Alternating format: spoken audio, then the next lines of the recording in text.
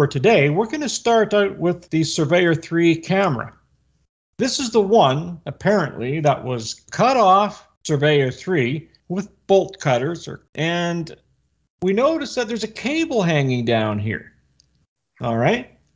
Now we notice there on this one here, these are all from Surveyor 3. On the middle picture, we see there's the cable coming down and tied to this strut. So the article claims that this is a safety tether because it's going around here and down around there. It's tethered off. Now on this same one, Surveyor 3, we have the same tether, only this time it's a wire and it's going into the back of this camera unit. Now when you look at the documents that we pulled up, this is to control the servo inside of this mechanism to control the tilt of the lens. This over here, this motor mechanism over here on the side, this helps to control the azimuth of the lens. And there's another motor inside of here that rotates another filter system with filter lenses on it to filter out whatever they want to filter out. The problem is that when you look at this very first image, where's the wire inside of this? Where's all the wires in this? Because I'm going to show you another video that shows the wires going up the outside of the cable when they're testing it. But how do you cut this so clean? This has been cut with a knife or an X-Acto, something very sharp. But how is this going to work when this over here is claiming to be a tether? And it's tethered off to the ring on this strut. How can that work, anything, when there's supposed to be current and signals going up here to control the mirror inside of this? So we have three discrepancies here. Here's the cable, no wire. Over here, they claim it's a tether. And over here, the wire's going right into the backside of this. And then we'll take the schematic of the camera up here. There's the cable right here that's been cut. This is where they're claiming it's a tether because it's coming down here and then it's clamped off to this strut. Then you look over here and it's an actual wire going into the back to control everything. And then over here we're back to a tether again because there's no wires inside of this. On the left is their model of it, and you can see the motor is attached to the mirror on the shaft so that it rotates the mirror. And inside you can see the camera lens sitting there and part of it in the mirror as well. It's reflecting off the mirror, but the motor is attached directly to the shaft going to the mirror to make it rotate. The one on the right, the motor's not attached to it at all. It's just a mock-up. And inside there are more wires going through into the inside, but they're definitely not in the other image. The working model that they had there on the left-hand side is one that they show off what's on the claimed lunar surface, and the mirror, of course, there is covered in dirt. He swiped his finger on it, and it's the only spot where there's actually dirt on it whatsoever. If you pull up the schematic, you can see the whole. If you bring that up full size, you can see where the motor control and the relays are, and it's just a rope coming down there. That actually connects on the photographs from Apollo 12. That wraps around and connects from the left-hand side to the right-hand side. It doesn't come down as a tether. It's supposed to be an actual cable. I think when they were just making a mock-up, instead of using wire, they just used rope. When you zoom that in there, that cable goes down, wraps around the back, and comes up to where his hand is. It doesn't tie in down there.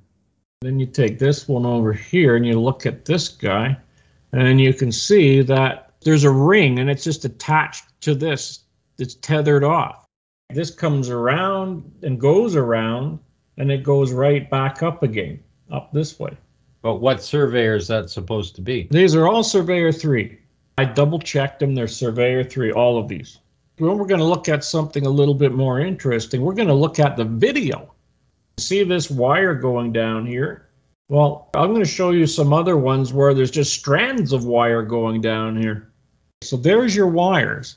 So let's put this over here and let's just have another look at this one. Put this one up.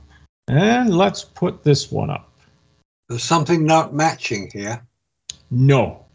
There's 3 different models of it.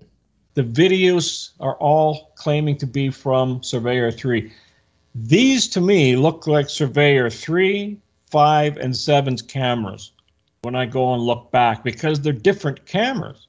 They say this is Surveyor 3, this is Surveyor 3, this is Surveyor 3, and this is Surveyor 3. That's in the museum. Yeah, well, the motor on the right-hand side there that is connected in one and not connected in the photographs. It sits back from the mirror. It's not even on the pin to rotate it. So if you look at the different Surveyor cameras, that's Surveyor 7. Yeah. The one with the motor sitting back further. But you can see the motor on the right-hand side of that one is connected to the mirror to rotate the mirror. And on the left-hand side, that's an actual wire coming up there, not just a tether. And that rotates the mirror around. You see this?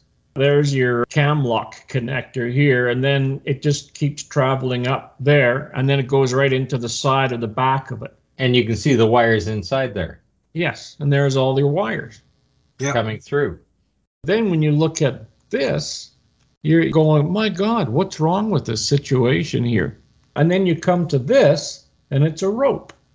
And let's double check that. Oh, yeah, it's the same picture, all right. So there it is. There's the rope. There's no wire inside of this. So these bolt cutters they use to remove it from the Surveyor lander.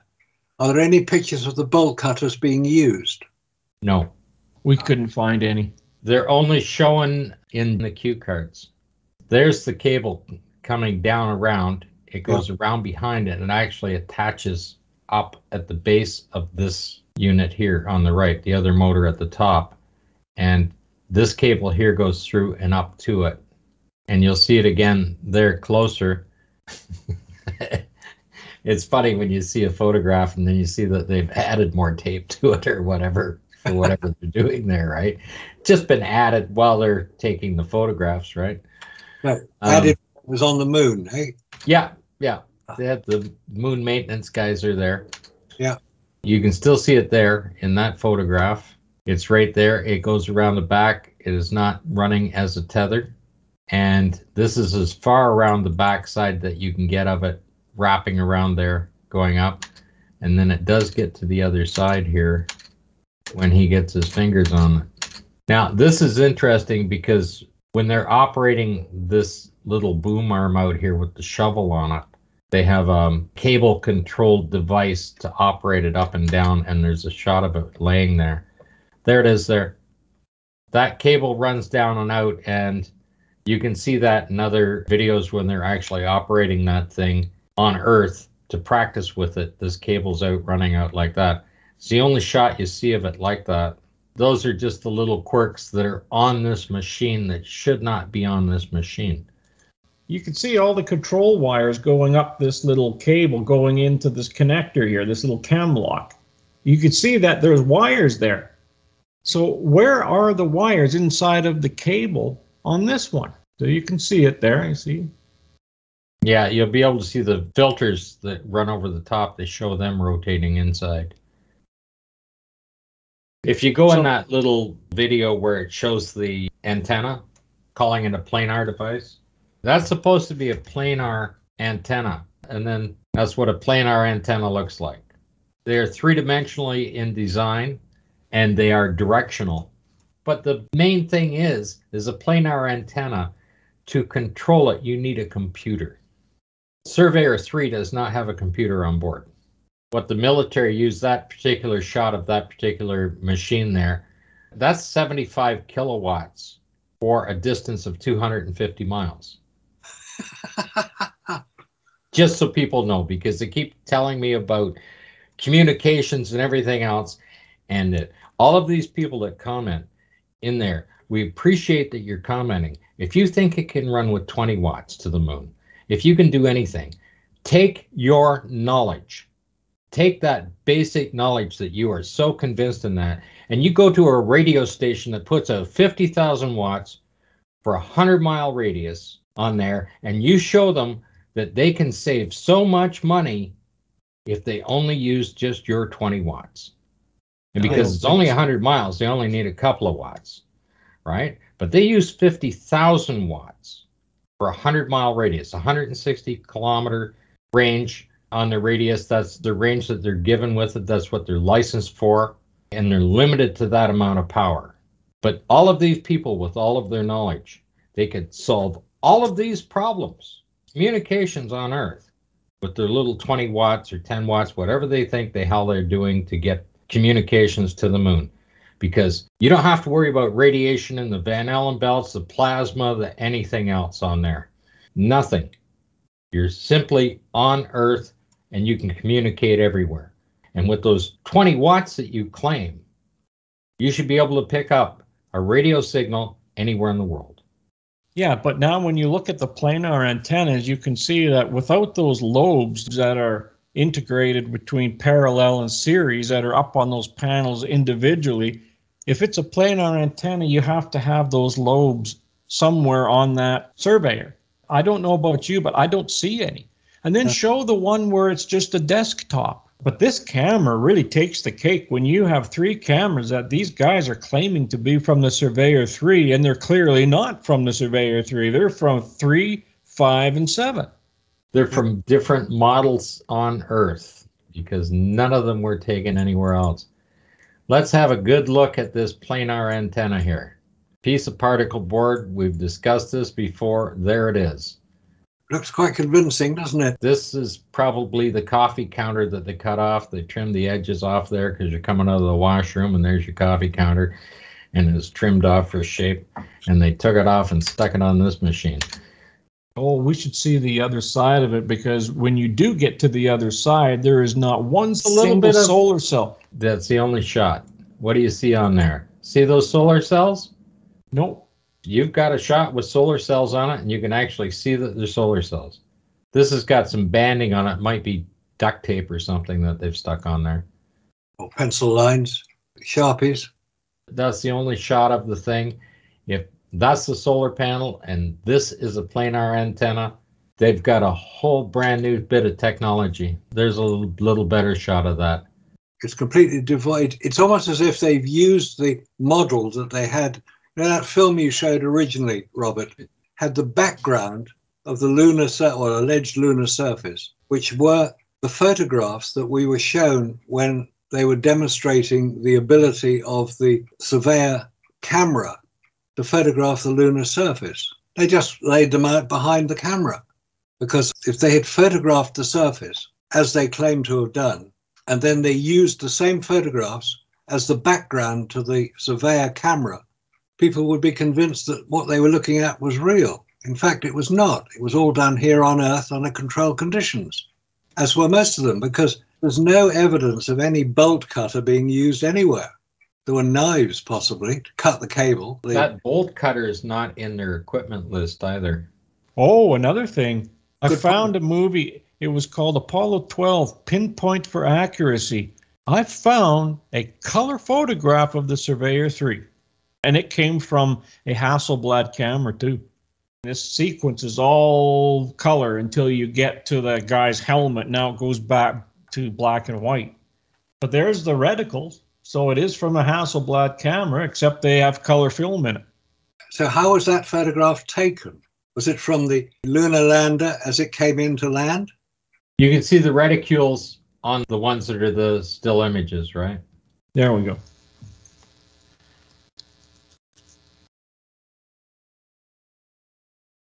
Obviously, they just changed the film to color. Yeah. But there, you can clearly see the reticules on it. They're just taking the still images and putting it into this video. Yeah. Boy, and did you see the sun? I don't know if you noticed that in the helmet there. Look at this. Yeah. That's a big sun, isn't it? That's not a sun. That's a large spotlight. Precisely. But how would you get so many of these little reflections across here? That's the fill-in lights they're using. Make sure the shadows don't get too dark. And now we're back to a big sun. Yeah. Big spotlight again. Now we're back to small. Yeah, we've got lots of little fill-in lights there. And then, of course, you have more junk here. It's not a rock. And this scoop's going for it. You can see it looks like the scoop is going for whatever this is. I mean, there's a little post here. There's a post there. There's one here. I mean, you don't get rocks that are like this either. Oh, by the way, you want to see there's the desktop again. It hasn't changed. I don't see any lobes on it. No, that's a nice planar antenna.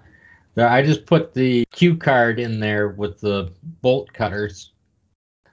Oh, look. That they're walking out, just the cartoon of it. They got a great big one. 2 guys have to carry it. Yeah, for the vernier engineering. So that's where they kept it. But why don't you see them using it? Ah, good question. Why don't you? Maybe both of them had to use it and they had to set their cameras down. Maybe the photographer had to help them, so they set the camera down. Getting worse. Yes, now it's getting worse. Maybe the director, Jones, had to come over and help them. Oh, he's a busy So they chap. couldn't film him. Wasn't Gynes the photographer? Yep. He's the one that added the extra duct tape to that rope. Well, somebody had to do it. Well, you look at one picture, and the very next picture has got duct tape added to it. Yeah. It's pretty interesting how they can do that. Give us a little rundown of this motor. That particular motor, the one on the left-hand side, you can actually see the motor is at the bottom of that housing, and it's running a gear set that rotates the mirror up and down depending on how it's rotated around whatever direction. And that's an actual television camera that's running in there. So it's not running film or anything. They've got it set so that it can take a still shot. They're just taking a frame shot of it as it's running out there. That's how they got the 11,000 photographs. Yeah, but if you notice the mount, the way the motor's mounted on the one on the right-hand side, it's lower to that pin. And then here, this is higher. This is actually in line with the pin. How's that going to rotate? It can't rotate the mirror because it's the pin that's making it turn. That's how it pivots. It's pinned through on both sides. The motor is attached to the one side right into the mirror so that when it turns, it moves the mirror. On the other side, it's just a cheap mock-up. You see the one on the left-hand side, you can actually see the casing of the motor, and the housing of the motor is right there down at the bottom, the 2 different colors of it. The one on the other side is just white nothing with a cheap band to hold it in place there, and it's not even lined up. It's not attached to the mirror or anything. Oh, by the way, you see, you can see the reflection of this mirror. You could see the ground reflection in this. But over here, if you notice, it's all full of dust, and you cannot see the ground. That's the only dust on the entire machine. And of course, the mirror is facing down on the angle, so the dust must have levitated up just to the mirror, but the rest of the machine is whistle clean. As a matter of fact, they must have washed it because there's still water laying on top. And we got that nice shot of them with the water laying on top there.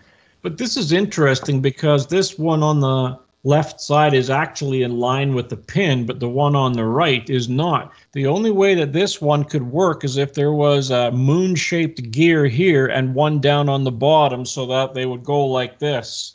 That would work, but I don't see any gears down there. It's not connected. It has to connect to the pin somehow. Well, in any case, something's definitely wrong with this whole scenario here.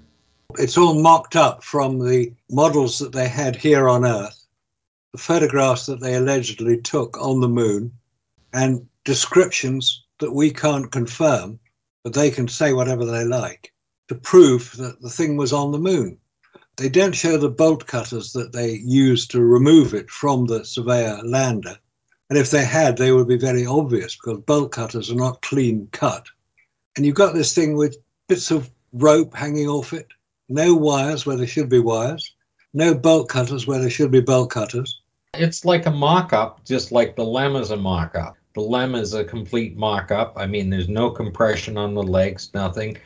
Buzz Aldrin's right up against the door frame because there's literally nothing inside of that thing. They just needed the leg with the ladder coming down for it to sit there and the basic shape of it. And they didn't have to fill it in with much because they could just put the Mylar right over it. Yeah, they did. Yeah. So it's really easy to transport that around because there's basically the weight of that machine isn't there. All of the stuff that's supposed to be inside is not inside that model that you're seeing for them to climb down. It's what we've been saying for a long time, really, that the whole thing is a fabrication. It's a mock-up. Now what we need to do is pull up Neil deGrasse Tyson and listen to that minute and a half. Okay, let's have a look. Because the rocket did launch. We all saw the rocket launch. Now, did he actually say anything? No. No. Has he read the documents? No. No. Did he see the rocket take off? Yes. I think he was 4 years old or something when the rocket took off. He'd seen film of it. Let's put it that way. Let's be generous to him. Well, I watched him, and the thing said he was 4 years old or something when the rocket took off. You know, and he said it impressed the pants off of him, and that's how he became an astrophysicist. And of course, he was hanging around with Carl Sagan and stuff like that. He hasn't read the documents because if he's as educated as he tells everybody he is, he would very quickly see the anomalies in the documents. He would only see them if he was looking for them. But because he's looking for confirmation of what he thinks is real, he won't see the anomalies because he's not looking at it realistically. Blindfolded. But if he claims he's that intelligent, he should be able to just look at it objectively and see all of the inconsistencies in the documents. Yeah, of course. Quite right. When we point them out, I mean, there's no way that you cannot refuse to see them again when we point them out. When we point out that that computer can't function the way it needs to function to operate as a guidance system, that it simply didn't have the capabilities. Just go to a dollar store and buy a calculator and set it on the table. If you can make that operate as a guidance system, because that's all they had to work with. And by the way, the one you buy at the dollar store today is hundreds of thousands of times more powerful than what their machines were. I mean, they're still running around with swipe cards, and people don't know what swipe cards are.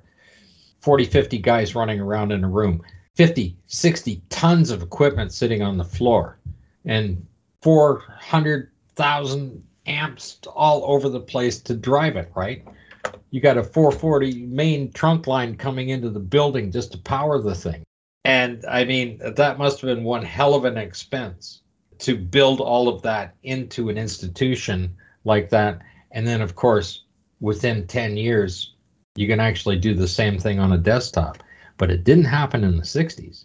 We're into the mid-1980s before you got a desktop computer that was even viable. The other models out there did nothing, but they were very specific in what they could do programming with, because you didn't have random access memory. You had read-only memory.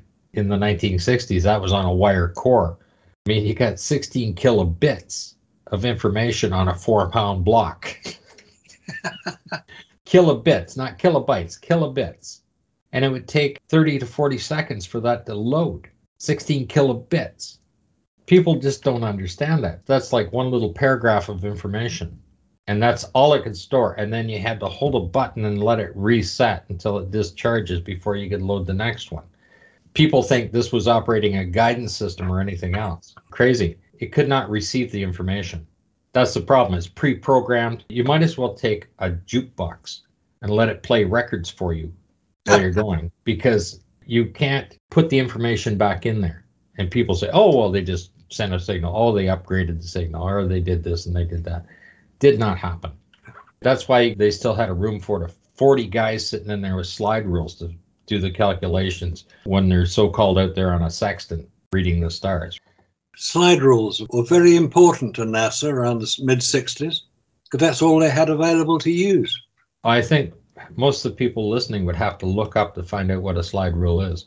It's simply, we're full generations away from that kind of stuff. Remember we were talking about the degrees of the triangles? We can show our audience. While you're looking for that, Scott, there's something I want to comment on about Neil deGrasse Tyson. He makes this big thing about all the scientific calculations that were done and how everybody would create those. And he says, well, why would they do it if they were faking it? Something along those lines.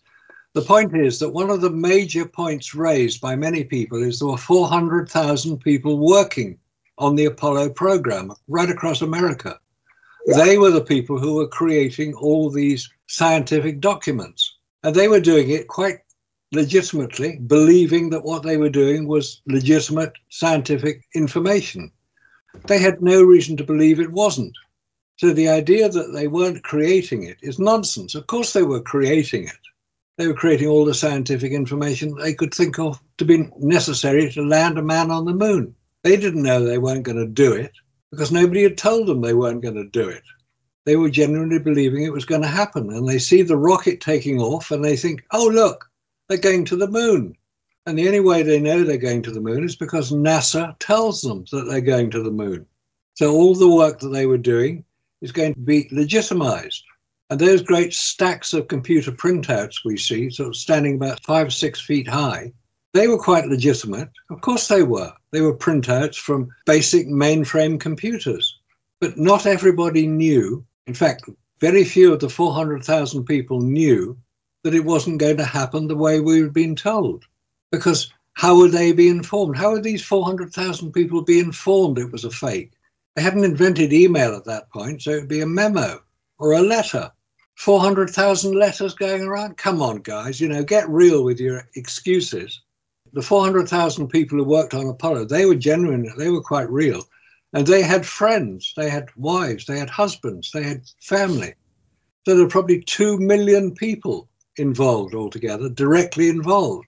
Of course, you can't keep a secret from 2 million people. You can keep a secret if you're only about 30 or 40 people involved. And they are working on national security, and they know that if they break ranks, they're going to land up 6 feet under. So let's get real about the excuses, shall we? That is what people need to understand. You're just working in a factory, and you get a contract. Exactly. And that might not be your only contract. Like, well, look at Goodyear. They're making rubber tires all the time. Okay, well, let's build one for the rover, so there's no rubber in them. Okay, so they team up, they put a little Skunk Works team on there with NASA, and they build these wireframe mesh units with titanium loops in them. And They figure out how much weight they're going to carry. And they sit there and they build a machine so it can weave this thing in so that it's a circle pattern that it can fit on a rim.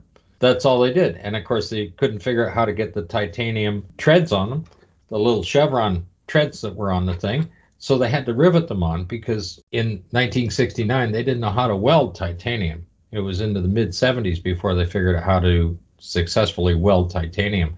Yeah. So then when you read back through all the documents and realize that, oh, well, they got titanium fuel tanks, so they're lighter weight. They got titanium this. Oh, the exhaust nozzle on the thrusters. Oh, they're all titanium. No, they're not. And here's this calculator. So you come down to here. And let's say we're going to take the flagpole. Right. So on this side will be your vertical line, so it's 90 degrees straight up. The flagpole's 8 feet high. And this is your degree angle here. Actually, when they took the photographs of it, it would be in the 14 degrees because when they landed, it was at 14. When they took off, it was 15. By the time they put the flag up, it might be 14.2, 14, whatever, right? So you come up here. Here's the degree angle of the shadow is 32 feet. If you see 11 or 12 feet in any of the photographs, you'd be lucky to do that. That's just at 14 degrees. Yeah. So if I put, say, 36 degrees in there, which I figure the sun angle is on the thing, you've got 11 feet. That's about right. Yeah. So it could be 35 degrees. It could be 34 degrees in that angle. If I put in 34 degrees here, then you're going to come up at 11.8. Yeah, that's about right. That's about what it is. So that's about what it is, just on that. So now the astronaut's going to be 6 feet high. So if we put 6 feet in here, then you've got 8'8". That's the shadow length. Just slightly longer than the astronaut. Right. The height of the lamb sitting there is 24 feet approximately, right? So you pull it up there at 34 degrees, the shadow is 35.5 feet long. However, if you pull it back, when they landed and all those beautiful photographs they took out there at 24 feet, at 14 degrees, and you put it in there, it's 96.2 feet long. Now, we don't see that shadow length anywhere in any of those photographs. No, we don't. No. And this is what people need to realize. They could have changed the angle of their lighting when they're shooting the shots. It might be up and down 5 or 6 degrees on some of their angles, you know, if they're using a little artistic license in their shooting to get the best shots out there. But we do not see these shadow lengths on anything. It's as simple as that.